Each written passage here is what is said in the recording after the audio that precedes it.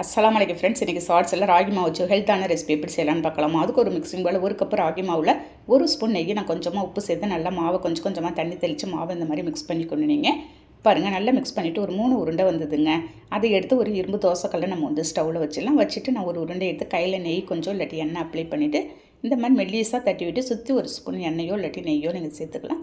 சேர்த்துட்டு இந்த மாதிரி நல்லா உள்ளெல்லாம் வேகிற அளவுக்கு நல்லா சிம்மில் வச்சு நீங்கள் வந்து வேக வச்சு எடுத்துக்கோங்க. இருக்கிற உருண்டைகள் எல்லாமே இதுமாரி போட்டு எடுத்துக்க போகிறோங்க. 1 கப்பு ராகி மாவுக்கு எனக்கு வந்து 3 உருண்டை வந்தது. இது ஒரு 4 பேர் சாப்பிட்ற அளவுக்கு உங்களுக்கு இந்த ரெசிபி வருங்க. எல்லாத்தையும் ஒரு பிளேட்டில் எடுத்து போட்டு கையாலேயே நான் சின்ன சின்னதாக பிச்சு போட்டுக்க போகிறேன்.